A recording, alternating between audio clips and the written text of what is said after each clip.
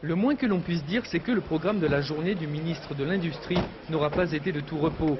Visite de l'usine Dassault d'Argonay en compagnie de Olivier et Serge Dassault, puis passage à la mairie d'Annecy-le-Vieux pour rencontrer les élus locaux. Au cours d'un bref discours, Franck Borotra a rendu hommage à l'action menée par la municipalité ancillevienne dans le domaine économique. Le ministre a ensuite pris le chemin du parc des Glaisins afin d'inaugurer le nouveau site industriel de l'usine Metrix. L'entreprise spécialisée dans les instruments de mesure, multimètres, oscilloscopes et autres, vient tout juste de s'installer à Annecy-le-Vieux.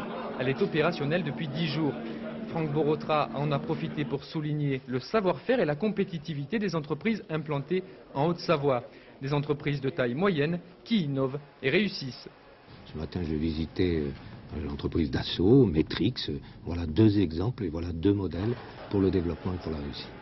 Le ministre a salué le fait que Metrix et Dassault ont chacune à leur manière réussi à mener à bien leurs projets industriels et maintenu leur confiance aux salariés français et aux Savoyards.